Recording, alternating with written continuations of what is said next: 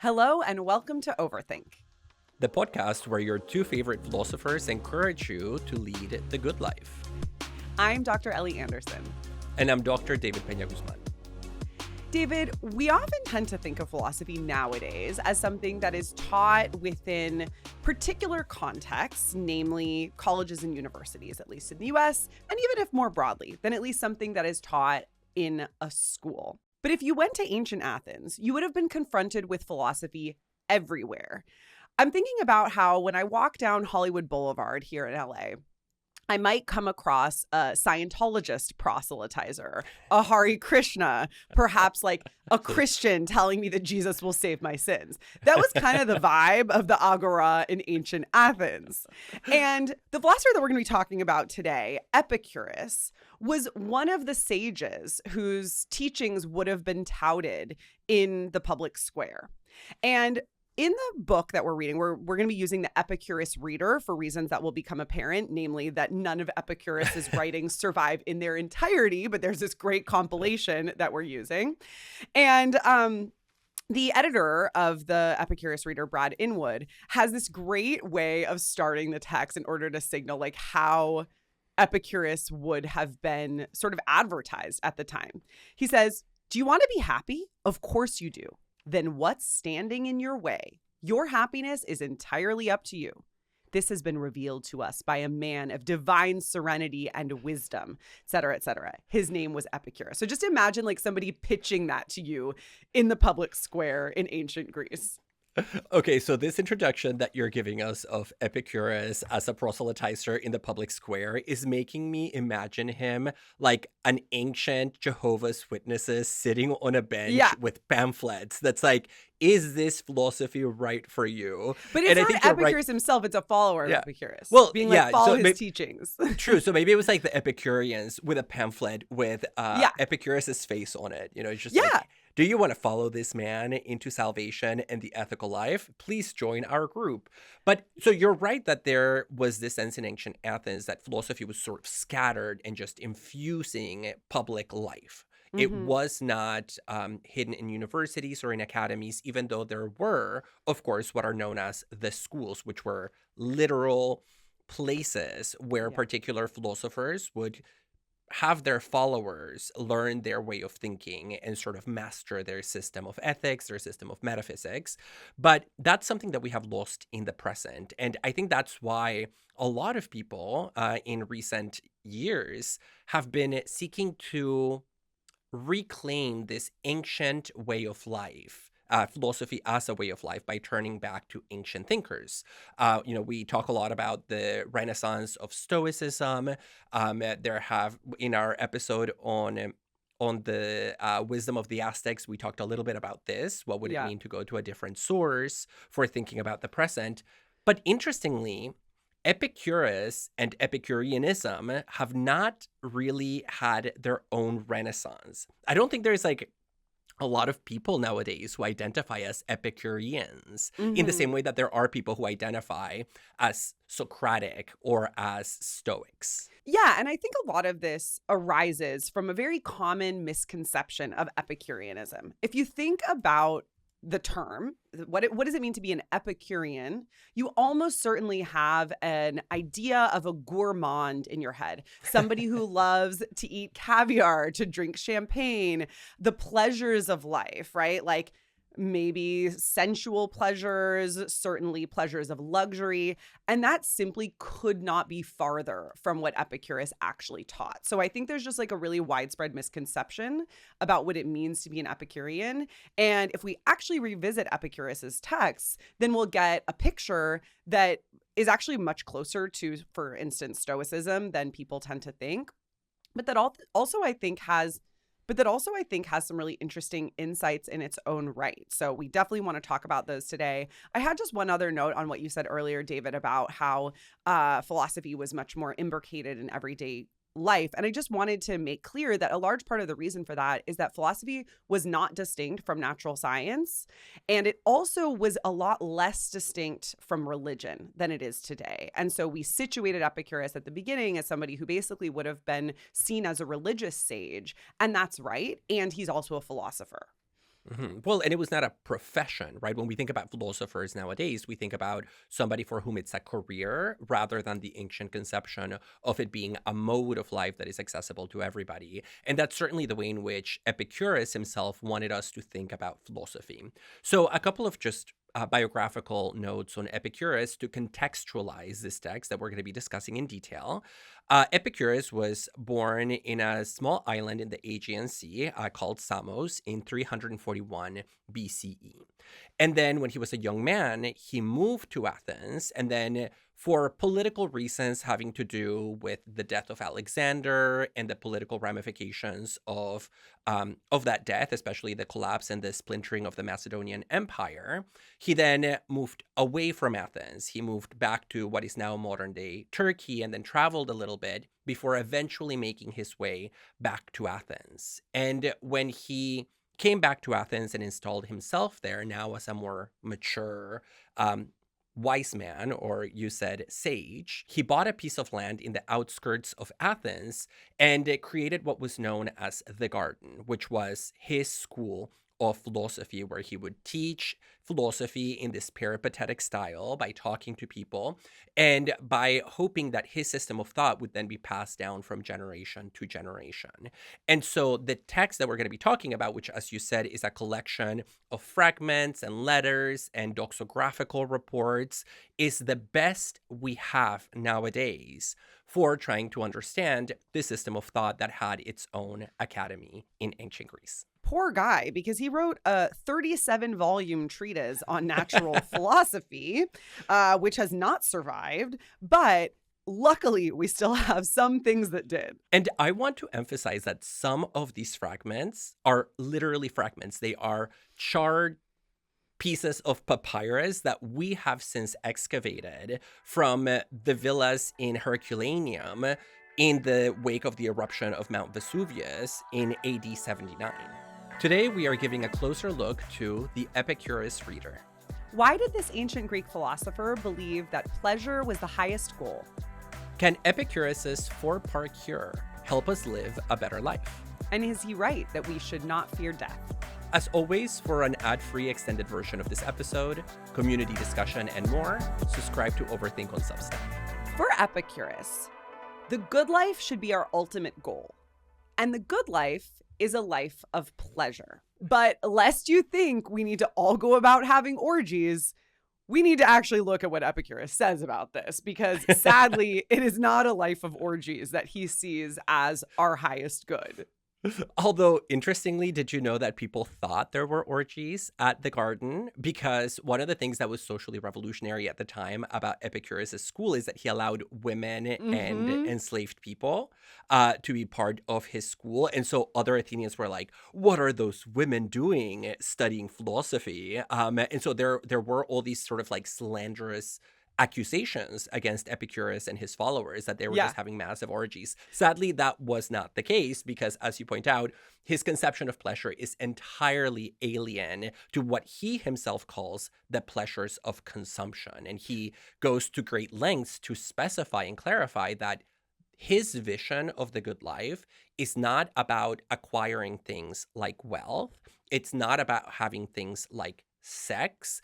It's about attaining a state of mind that he called Ataraxia, which can be translated as either peace of mind or tranquility or unperturbability, which I actually really like as a translation. Yes, David, that is where we're going. But I want to stick with the orgies for a second. let's pull back just a little. Because, in reading the Inwood introduction to this, I hadn't revisited Epicurus in some years before we decided to do this closer look episode, an episode where we focus on a single text. And I was really struck by that claim that it's not just that we nowadays have a misunderstanding of what Epicurean means. The Athenians back in the day also had a misunderstanding of what Epicurean meant because they thought it was actually about sensual pleasures. And of course, like when you have women being welcomed into this space, you're going to get accusations of like lewdness and debauchery. But I think the ideal of community that Epicurus fostered initially through the garden and then afterward, including after his lifetime, but in virtue of his teachings, through having people live together, because friendship was also really important to him, provide a model of what it actually means to live out one's philosophy. Mm-hmm. Yeah, the role of friendship, I think we definitely need to come back to. But let's begin then with this notion of pleasure, because Yes. it is the ground of this misunderstanding then and now about who Epicurus was and what his system of thought entailed. So Epicurus, like most other ancient philosophers, believed that the ultimate goal is eudaimonia, right? You want to be happy and to flourish. The question for him was, how do we get there? What is the most secure route for attaining eudaimonia?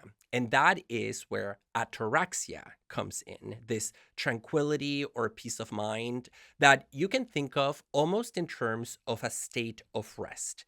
When your mind is undisturbed and there is no inner tumult. He talks a lot about tumultuousness in his letters to various people that have survived, and in some of the doxographical reports where people talk about his philosophy, they refer to this idea of calming the inner storms of the body and of the mind. And that kind of peace and tranquility is the kind of pleasure that he has in mind, which is why it's so outrageous that people thought he just wanted people to be like in a bacchanalian orgy with wine and grapes and cheese and sex. Absolutely. And so diving into this more deeply, what we find is I want to just like highlight some particular things that Epicurus says around this. He says that pleasure is the starting point and goal of living blessedly, for we recognize this as our first innate good. And so one of the really interesting things about this philosophy is that he judges the good, as he literally puts it, by the criterion of feeling. Do you feel good? Or do you feel bad? That's all we mean by the good and by the bad. And so forget, any conception of the good that is overly abstract. I certainly think he's really different from Socrates in this respect, different from Aristotle as well, although maybe a little bit closer in the role of pleasure in Aristotle's philosophy is quite interesting, but that is not the topic of today. But he says we should judge every good by the criterion of feeling. And so for Epicurus, and maybe we'll have a chance to elucidate this further later, feeling is not opposed to reason. They work very well in tandem, but it is noteworthy that his goal of the good life is essentially one about feeling rather than about truth, reason, definitely justice. He actually doesn't seem to care in my reading that much about justice. No, he doesn't. And actually, I'll want to come back later to his references to crime, which I totally disagreed with. Okay. But let's put a pin on that. And okay. Stay Once we talk about some critiques. Yeah. But staying with pleasure. So there is a letter that he wrote to Menoeseus where he talks about how do we know which of our desires we should pursue and which ones are likely to increase our pleasure as he understands it. And so he gives us almost like a decision tree where, you ask a couple of questions about your desire in order to decide whether it's a good one or a bad one. And he distinguishes between two kinds of desires. There are natural desires, which we should be open to. And then there are what he calls groundless desires. Mm-hmm. Those groundless desires that we should be very worried about are precisely things like sex, the acquisition of money, the search for fame, the need for political power. And that's because they are never easily satisfied. Once you have wealth, you want more and more and more wealth. And so it actually increases that inner turmoil, and that takes away from your ataraxia. Yeah. And so whenever there is a desire that is likely to increase this kind of restlessness inside of you, you should suspect that it's a groundless desire and that it's not one that you should cultivate and incorporate into your way of life. Yeah, and that doesn't mean that we shouldn't, if such a pleasure, a groundless pleasure presents itself to us, that we necessarily should reject it, right? So if I'm offered a free pair of designer shoes, I'm free to accept it. But like obsessing over buying those designer shoes is definitely something I should avoid. That's a really good point, because he says the point is not that we have to reject these and always live without them. Like, he's not advocating a vow of poverty or asceticism. His worry is that if you need them, then when you can't have them, you will suffer. Yeah. But he says if you can relate to them in such a way that you can embrace them and be happy with them, but you can also be happy without them, then no worries. So yes, have the orgy, have the wine, have all the money that's available to you, but don't structure your life in such a way that you will suffer in their absence. So you have to be able to live without them. That's the key point. Instead, structure your life in a way that you would be happy with a barley cake and a cup of water. That's what he suggests. Yes. And so I think there we see a kind of ideal that some people would consider ascetic, literally the opposite of what you might think of as Epicurean, and that nowadays we would often associate with people who have chosen a religious life of renunciation. And there's something appealing about this to the extent that Epicurus suggests that the good life is very easy to gain. All you need is to free yourself from pain and anxiety, which means freeing yourself from the desire for these groundless pleasures. And that means that this life is literally accessible to anyone. As we mentioned, it was also accessible to enslaved people and women, which was very unusual for the time. And it's certainly accessible to you, whatever your income status is. And I think, this is at odds, at least with a common view of Aristotle. I would want to defer to an Aristotle scholar as to whether or not this is accurate, but Aristotle thinks that the ideal life is a life of leisure. And that, although Aristotle is not saying you need champagne and caviar for that, I think probably such a view wouldn't quite go far enough for Epicurus. Yeah, no, that's right. And if we think about this taxonomy of desires, right, like there are the groundless desires that we should let's say, proceed with caution because they are very dangerous. Yeah. Then on the other hand, we have what he calls the natural desires, and those he divides into two categories. He says some natural desires are necessary, like everybody needs to satisfy them. He gives the example of living without hunger, living without thirst, and living without cold, right? So you have to do things to make sure that you're protected in those basic kind of biological ways. Yeah. But then there are also natural desires that he says are not quite necessary. They're just natural. And it's okay to pursue them as long as they don't cause you or others any harm. And I think that middle ground of the natural but not necessary desires is where he would also put some of the things that he really values. Things like community, friendship, social connection, although he's not entirely clear about that. But, you could imagine somebody living like a hermit, entirely isolated from other people and attaining a state of ataraxia. But maybe there would still be something missing in their life if they are not rooted in a community, the kind of community that he wanted to model in the school known as the Garden. Yeah, I would actually slightly disagree with you on that, I think, because although you're right that so we've got this whole taxonomy here. First, there's the primary distinction, which you articulated before, between the natural desires and the groundless desires. And then within the natural desires, we have the distinction, which you also just described, between the necessary natural desires and the merely natural desires. And I think you've just suggested maybe friendship is in that merely natural desire category. But within the necessary natural desires, he even has a further taxonomy where he goes through what is necessary for freeing the body from trouble. That's certainly, getting food, getting shelter. What is necessary for life itself. Actually, maybe food, maybe like a basic food is necessary for life itself, but then like not having a rock in your shoe is necessary for freeing the body from trouble. And then what is necessary for happiness. And I actually think maybe friendship would go there. And I will say maybe this is like a chance for us to kind of situate ourselves here, David. You and I, as I think our listeners very well know, are both philosophy professors. We are trained in the history of philosophy. And so we feel that we are equipped at least to speak about this in a way we would with like an intro to philosophy level class, but we're not actually experts specifically within ancient philosophy.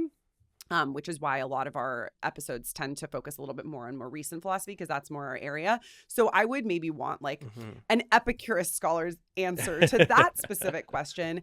I think, however, the broader point that you're making, which is that Epicurus wants us to be able to identify how necessary the satisfaction of different desires are for our well-being. And I think that's where reason comes in, and also sense perception. So Epicurus offers a view of life that focuses on living in the present moment. And living in the present moment, one of the things that means, which we're going to be talking about later, is living in the present in the sense of not worrying about your death.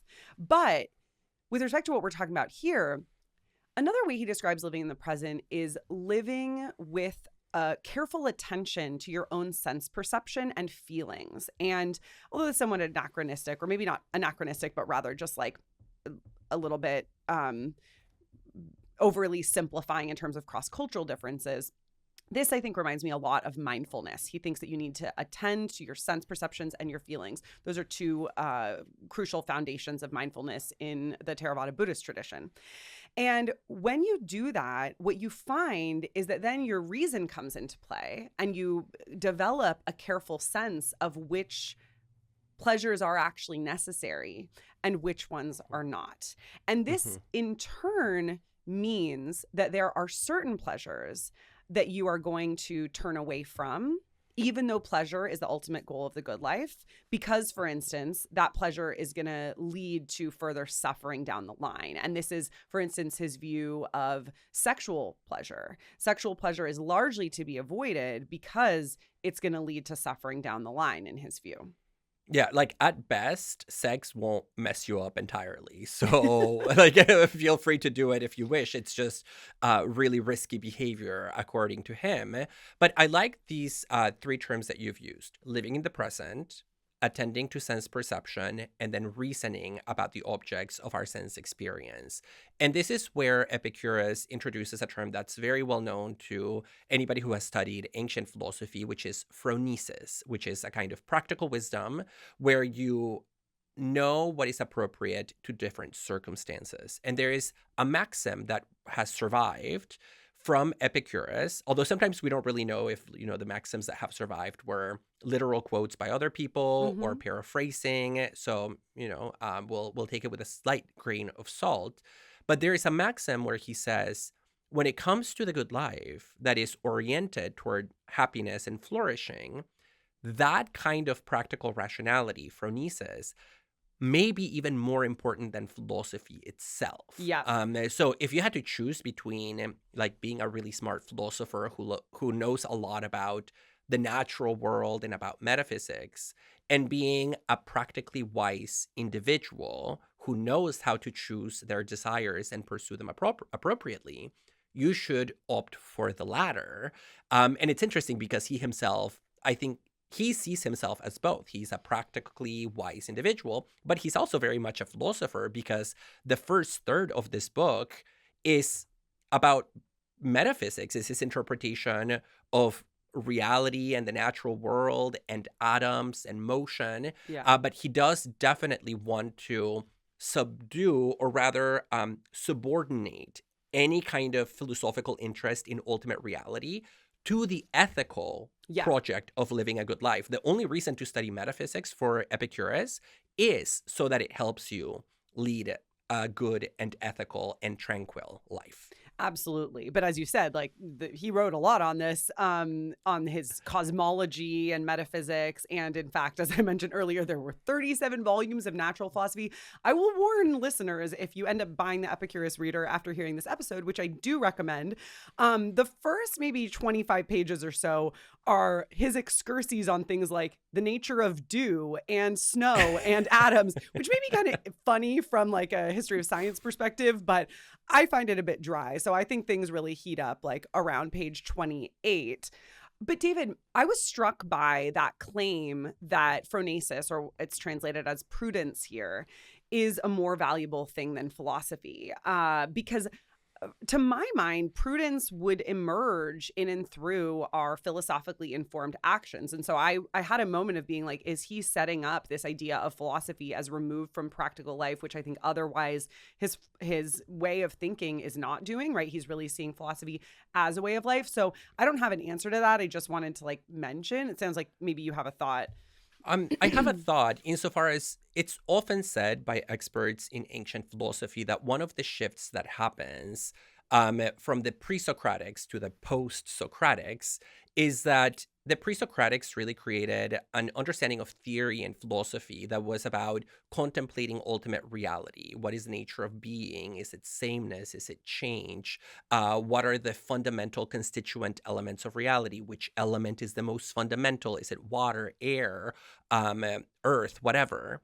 And by the time you get to Socrates, one of his most radical interventions in the history of ideas was shifting the focus of philosophy from the natural world to the social world and starting to inquire not into how atoms and motion operate or the elements, but how people interact with one another and what's the good life. And so in that sense, I think Epicurus, as a post-Socratic philosopher, would be worried about these two visions of philosophy, one that is primarily theorizing about reality in isolation from social and historical circumstances, and the other one that is much more Socratic, that is concerned with ethics and politics. So I don't think he explicitly thematizes that distinction, but I think it's in the back of his mind. Yeah, interesting.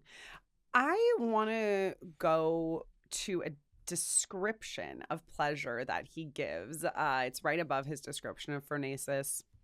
I'm looking at bottom of 30, top of 31. I feel like this really encapsulates his view. He says, so when we say that pleasure is the goal, we do not mean the pleasures of the profligate or the pleasures of consumption, as some believe, either from ignorance and disagreement or from deliberate misinterpretation. Cough, cough, the Athenians who are accusing us of orgies. But rather, here's his definition of pleasure: the lack of pain in the body and disturbance in the soul. So you mentioned, David, that the view of pleasure that we get here is one of ataraxia, this like freedom from disturbance. And I want to highlight here that that's a privative view of pleasure. Pleasure is not some positive thing. It's actually the absence of pain. And so that means we're not going out and seeking like the pleasure of dancing all night. We're seeking the absence of pain. I mean, I love dancing all night, but I am going to feel terrible in the morning. Speaking of which, he goes on to say, for it is not drinking bouts and continuous partying and enjoying boys and women. Listeners may know the ancient Athenians famously also enjoyed boys. That is a story for another time. Or consuming fish and the other dainties of an extravagant table. So no caviar, but fish for sure. That was like the ancient Athenian view of, the fancy food. It's not those things which produce the pleasant life, but sober calculation, which searches out the reasons for every choice, and avoidance. For everything you want to do and not do, choice and avoidance, and drives out the opinions, which are the source of the greatest turmoil for men's souls. So this sober calculation, that's reasoning, right? Yeah. And the sober calculation involves figuring out the causes of things. And so Epicurus thought it was crucial to study philosophy and natural science, which at the time was part of philosophy, because that will tell us what the cause of something is, right? So if I feel pain, I need to explore rationally what might be causing that pain, and that will then allow me to overcome it. And so this is why for him, ultimately, the study of natural science, including meteorology, including biology, et cetera, he loves talking about meteorology here, but in any case, that will help us uncover the causes of things and then pull out pain at the root. Like all ancient sages, Epicurus had a recipe for the good life, a set of steps that you should follow if you don't want to be one of the crappy members of the masses. Like any good thought leader today. Yeah, how to make a cult, according to Epicurus.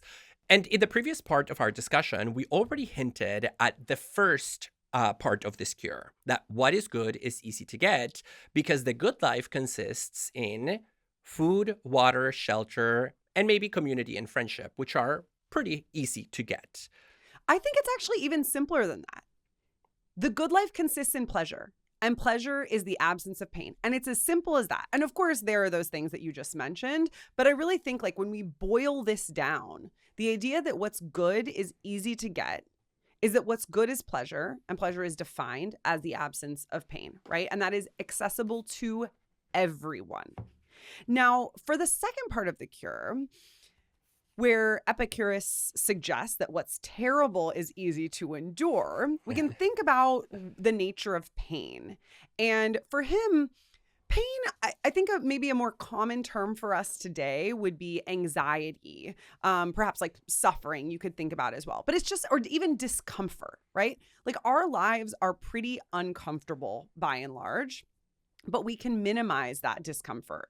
And Epicurus thinks in particular that the discomfort we feel, although pervasive, is actually not that bad. So we should like stop adding suffering to our pain and just like embrace what life throws at us, because pain is usually either acute but short-lived, or it's chronic but mild. And I mean, I don't know if I agree with him on that, but that is his view of this second part of the cure. What's terrible is easy to endure, because what's terrible is pain, and it's usually short-lived or mild.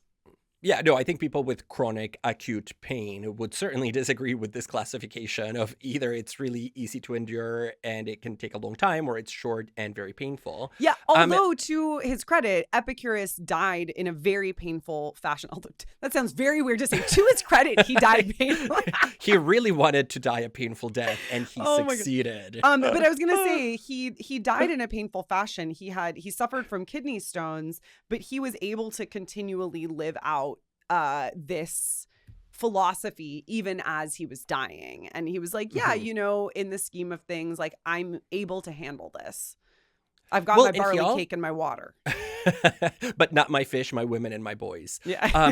And you know, he also is quite clever in not introducing too sharp a distinction between pain and pleasure in terms of their relationship to the good life. Yes, pleasure is good and we should pursue it, and pain is something that we can endure. But he also says that there are some pains that ultimately lead to more pleasure down the road. And so if you are smart enough and you have a good grasp of the cause and effect relationships of various pains and pleasures and their relationship to human life, you can make that distinction. So it made me think, for instance, about something like vaccination. You know, when you get vaccinated, you have to get stung, and that's painful. But ultimately, the aggregate good of the vaccination makes room for more pleasure and for a better life. And so he's not saying that pain should always be something we're suspicious of. Again, it's something that will last very little or will not fully derail your life. Yeah,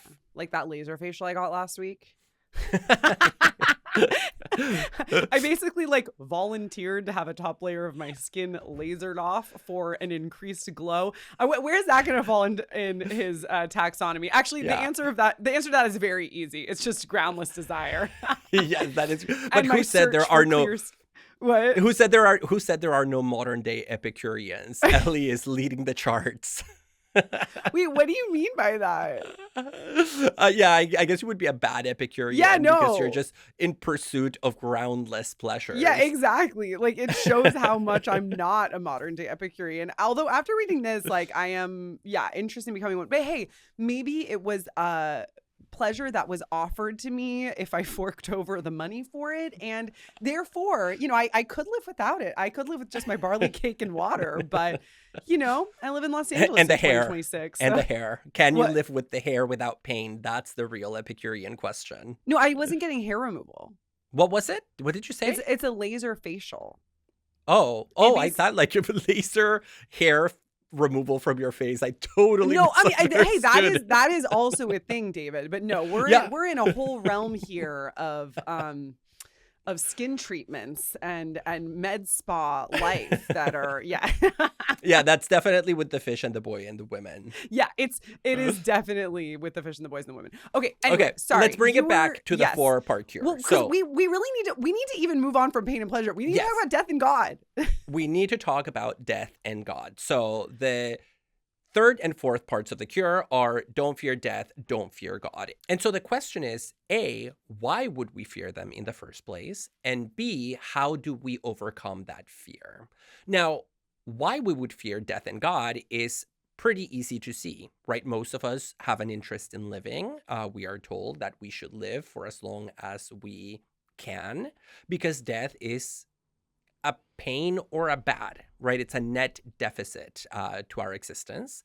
And conversely, if you look at the image of the gods that the Greeks were dealing with, a view that is expressed largely through mythology, the gods were vengeful, kind of busybodies who were always meddling in human affairs. And if you pissed one off, well, then all bets are off. You know, you might suffer the wrath of one of the gods. And so from a Greek perspective, this idea of fearing the gods makes perfect sense because a lot of people have their lives turned inside out by the interventionist nature of the deities.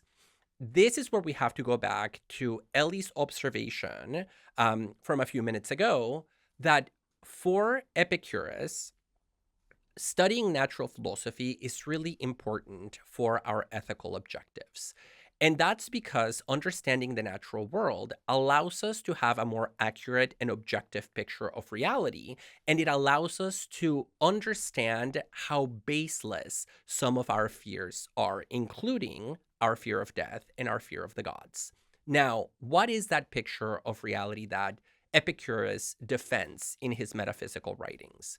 In short, Epicurus was what is known as an atomist, meaning that he believed that reality is constituted by nothing more than atoms falling in a void. So imagine almost like a Matrix-like scene with a black pitch background, which is the void, which is infinite, and then all these atoms just like bumping around like drops of water in that void. And as they interact, they form assemblages, right? Like they start forming bodies like tables, chairs, cows, dogs, human beings. And so it's this chaotic but really lawful interaction of atoms in space by means of motion. Now, once you understand that, you can see why it's irrational to fear either death or God. It's irrational to fear death because death is just the rearrangement of atoms, right? When I die in my current David form, the atoms that constitute me don't disappear into nothingness. They just get rearranged. They sort of get shuffled back into this atomic soup, and they give rise to other assemblages. And similarly, he says, the gods do exist, but not in the way mythology tells us they exist. They're not these, vengeful people who are really trying to get involved in human drama. The gods are just doing their own thing, and because they're perfect, they don't have to get involved in human affairs. And so we have no reason to believe that the gods, who obviously are real, would ever take out their vengeance or their interests or their desires on suspecting or unsuspecting humans. But those two insights are only possible once you have developed and internalized this atomistic metaphysics that explains the way reality ultimately is structured. Okay. To add a little bit more to this, one other way of putting this is just that Epicurus is a materialist. He doesn't believe that the soul, for instance, is incorporeal, above and beyond the body. And I want to talk about that in a moment. But before I do, I want to just mention a couple corollaries to what you described. One is that the creation of the world is accidental. And this is something that Epicurus kind of accidentally got right. So when we're reading these ancient philosophers who are speculating about physics, biology, and all manner of natural sciences without the advantages of the scientific method, a lot of stuff they get wrong, and then occasionally they got some things right. One of the things they got right is atoms, the existence of atoms, but they didn't get right what, that essentially means. They had like a bit of a simplistic view of what an atom was that was not correct.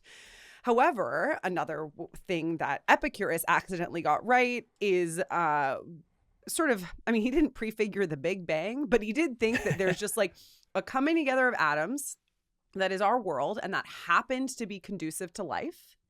And related to that, it happened to be conducive to the life of the gods. One of the things that really struck me in rereading this is that he actually describes the gods as blessed animals. So he doesn't think of the gods as essentially above and beyond life. The gods also are living. Obviously, they're different kinds of animals than we are, because he says not only are they blessed, but they're also indestructible.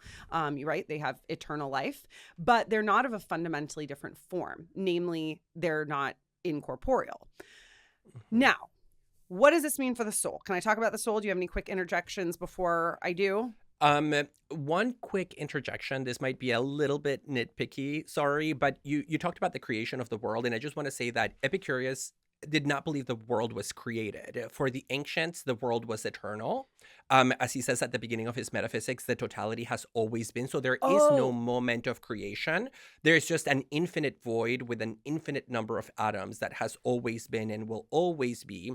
And this is a point of tension between ancient metaphysics and later Christian notions of a moment of beginning. Yeah, but the totality takes different forms over time. So I didn't read that as meaning that the world, I think like the atoms of the world are eternal. But actually, looking back, maybe you're right, because I'm reading back in the Inwood introduction, and he says that some worlds, although there are numerous worlds and these worlds are changing, some of them are unstable and others are stable. And ours is a stable world. And it's the stability of our world that makes it seem like it was created by like a god or gods, right? It seems like it was designed to be stable, but that's a kind of illusion. Yeah, and his worry ultimately is that we often, and by we I mean the Greeks, interpret meteorological phenomena as actions of the gods. Right? So like in Homeric poems, for example, the gods would act through storms or through wind or through other natural events. And Epicurus was really worried about this anthropomorphizing of meteorological phenomena, which is why he spent so much time at the beginning of some of these letters talking about the rainbows and the wind and the comets and the dew and the rain. Yeah, like there is just like so many one by one. Where Sorry, Zeus, thunderbolts are not up to you. They are natural phenomena. Exactly. And so why fear the gods when they are not the cause of the things that we fear? Maybe it's reasonable to fear the thunderbolt. You know, I don't want to get struck by lightning, but if I do, it won't be the fault of Zeus. Yeah. No, so that's great. Okay, so there we have I forgot the order in which you listed the 4 parts of the cure. I think that was number 3 though, right? Or was death number 3?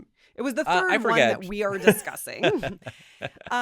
This then gives us an opportunity to talk about the one part of the cure that we haven't yet discussed, which is the fear of death. And, you mentioned you already started us on this.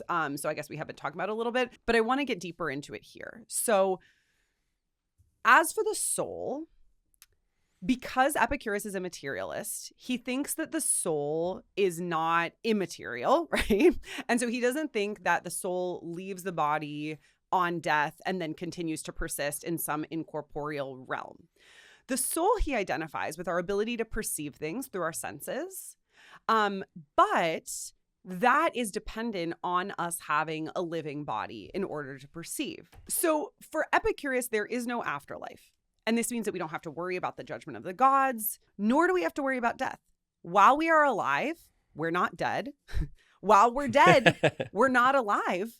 And so why would we worry about dying? Death simply means nothing to us, nor does it matter whether our life is long or short. As you mentioned before, David, our usual way of thinking about life is that the longer it is, the better it is. But that's not the way we should think about it for Epicurus. For Epicurus, if we're really living in the present, we're free from pain. Hey, like that's the best life has to offer. It doesn't matter if we have that for a day or for 100 years.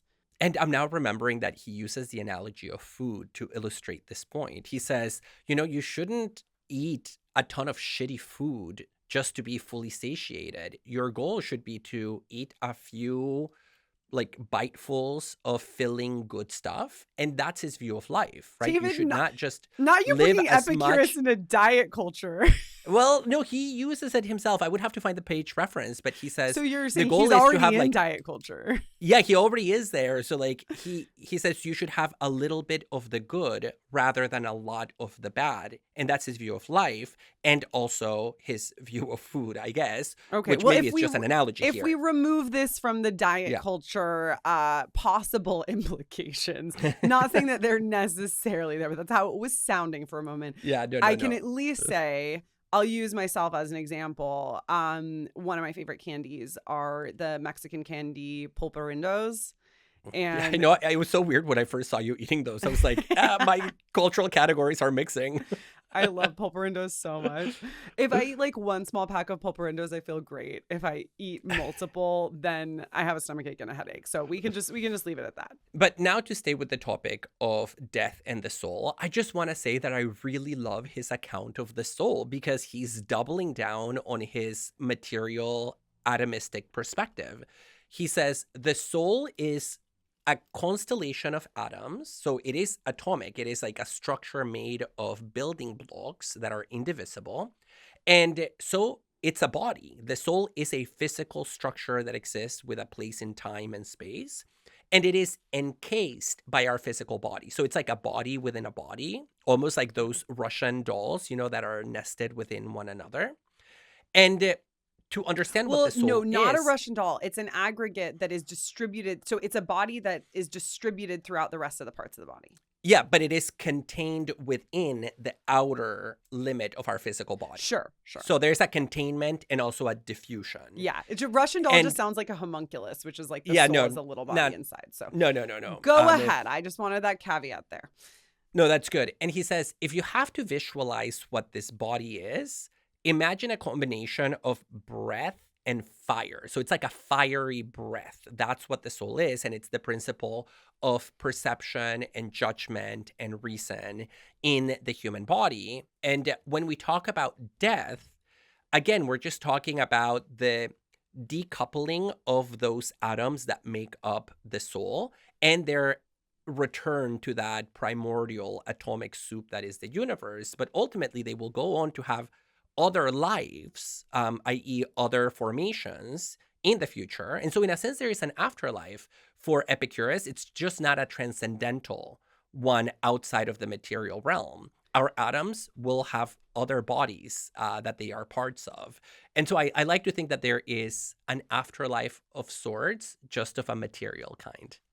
Yeah, I just wouldn't want to call that an afterlife. That's not what we mean by afterlife. And so in particular, if the soul is characterized by its ability to perceive through the senses and, through other things too, like reasoning, etc., none of that exists after death. Yeah, fair. And that's the whole point. Yeah, that's the whole point. It's like we die and that's it. And so I think, but our atoms survive and they give rise to other formations. I don't it's so really beautiful. Care. Yeah, but I don't care about that nearly as much, at least for our purposes here, as I care about the ethical upshot, which is in terms of how we actually live, right? And so, no offense, like if you want to go into the metaphysics, maybe some of our listeners are like, let David go off here, because certainly, like that is important. But I think when we're talking about the 4-part cure, the idea that death is nothing to us, like we gotta live as though that is true, because it is. And so he says, I love his way of putting this.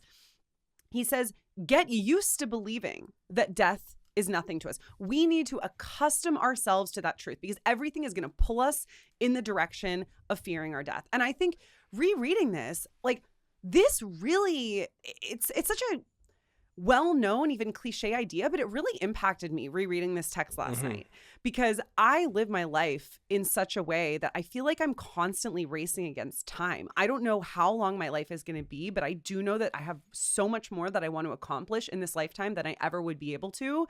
And I think compounded by that is like worries that I'm going to lose my memory at a certain age because that runs in my family and like all kinds of other things.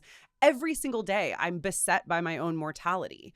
And Epicure is telling me, get used to believing that death is nothing to you, is a really powerful message. All right, so we've been talking about Epicurus's main principles here, four-part cure, his view of pleasure, and it's time now to think a little bit about what our thoughts on it are, or some possible criticisms. I may end up deferring to Plutarch a little bit. And David, I don't think we have too much time left for this, but I know you in particular had some ideas, so hit me. Okay, so these are going to be just like quick fire objections that I had to some of the things that Epicurus says, especially in his maxims, but also in some of the letters. So one, I mentioned earlier that I wanted to return to his views on justice and crime. You are right that he doesn't really care about justice all that much. He just cares about living in small communities with your friends in a garden with peace of mind. That's his vision of the good life. Now, in the context of his discussion of justice, there is this question of crime, which, is unjust. So if the point of life is just to live happily and in a state of tranquility, but we don't really have a stronger sense of justice, one might wonder and ask Epicurus, well, what stops somebody from committing crime, from violating the laws of the polis or doing things that ultimately harm another person? If I can make the argument that they don't really disturb my peace of mind. Maybe I'm just a really chill criminal, who can murder people without being internally disturbed. And his answer, I think, is really unsatisfying because he says the reason that we should not commit crime is because you cannot guarantee that you will not get away with it. And because you can't guarantee that, you're going to be worried. And that worry is a disturbance of your mental state and therefore a departure from tranquility. We can consider this on the one hand from a perspective of consistency with Epicurus's other views, and on the other hand from the perspective of whether or not this renders his views undesirable or even wrong. So from the first perspective, I just want to briefly say that because Epicurus says that we should judge using only the criterion of feeling, this tracks, right? This idea that the fear of suspicion is what should lead you to avoid a crime. Now, I think we could say from an Epicurean perspective that there are plenty of things that are undesirable because of the pain they will ultimately produce. Well, actually, let's take an example here. Let's use the example of, not a very casual example. Let's use the example of murdering somebody. You like really dislike this person. They cause you a lot of pain and then you end up killing them. We know that Epicurus would say that that is going to cause fear of suspicion for you and ruin your ataraxia. Could we find any independent reasons using an Epicurean framework that murder would be wrong? So I think we can, but it would be despite Epicurus himself. And I think the way to go about this, I think the way to go about this would be through the concept of friendship, because you are effectively removing a possible friend that could be a member of your community and your garden in the act of killing them. Okay. And so I think that's one possible way to go about this, because he really does place a very, very high value on friendship. He says that we must be willing to risk a lot of things for friendship. He also says that friendships have moral value because our friends remind us of the value of living a tranquil and blessed life. And he even says this in connection to sex, where he says, look, when people have sex with one another and they value it very highly, what they really want is not the sex itself. What they want is the companionship. It's spending time with that person. It's talking to them, is being together. And so friendship really is at the top of his ethical thinking. And I think friendship could provide not the strongest, but at least a possible condemnation of murder and harm on Epicurean grounds. But again, despite Epicurus himself. Well, see, I actually don't think that's going to take us far enough, because I think Epicurus's ideal of friendship is premised on the fact that friends are good because they help you live the good life. You know, they remind you of your death. They are fellow travelers. They remind you of your... They remind you of like what's worthwhile and what's not, right? So he really sees like the ideal of friendship as being an ideal of friendship that's like with like-minded people, probably fellow Epicureans. So I'm not sure that's going to take us that far. One thing So you can murder people as long as they're not Epicureans. But you cannot murder Epicureans. No, I think you bring up a really good point here. One thing I want to throw in the mix too is this is from a text. This is an ancient collection of maxims. And this is one of the texts that we're not entirely sure was written by Epicurus himself versus one of his followers. So do take it with a grain of salt. It's number 79 on page 40. He who is free from disturbance within himself also causes no trouble for another. So the idea there is that if you are fully free from disturbance, you will live in such a way that you won't cause trouble for other people. And that actually, I think, is a more compelling answer to me, because if all I'm doing is eating my barley cakes and drinking my water and then like hanging out with my fellow Epicurean friends, I am not going to be driven to crime. Because if you think about what would drive you towards a crime, you know, like murder, it's largely going to be one of these groundless desires. I will say, and then maybe we can move on from this because I want to mention a broader implication here.